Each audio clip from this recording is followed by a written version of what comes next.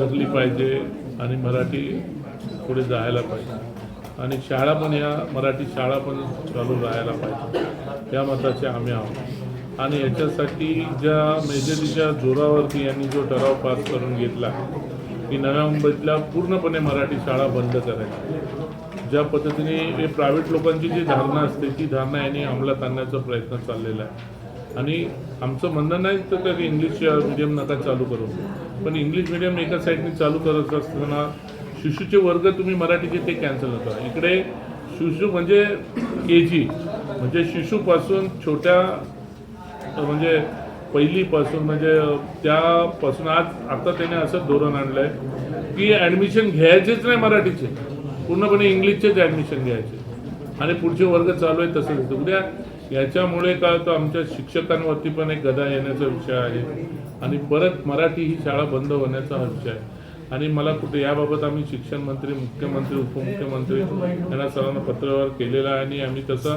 कोर्टामध्ये सुद्धा पिटिशन दाखल केलेलं आहे। वेळ आली तर आम्ही रस्त्यावर सुद्धा उतरणार आहोत। झोपडपट्टी पुनर्वसन झोपडपट्टी पुनर्वसन हे व्हायलाच पाहिजे आणि शासनाच्या माध्यमातूनच व्हायला पाहिजे असं आमचं त्याच्याबद्दल प्रश्न नाही आहे।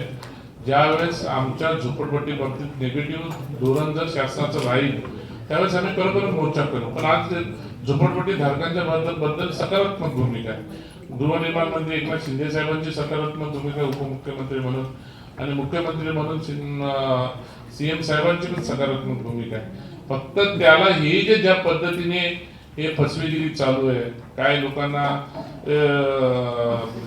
म्हणजे ढोंग चालू आहे त्या लोकांची, त्याच्यासाठी काही गोष्टी राहिलेल्या आहेत, पण त्याच्यासाठी आमचं धोरणच हे आम्ही उपमुख्यमंत्र्यांच्या मागे लावून आम्ही कुठल्याही परिस्थितीने झोपडपट्टीचं पुनर्वसन व्हायला पाहिजे या मताचा मी आहे।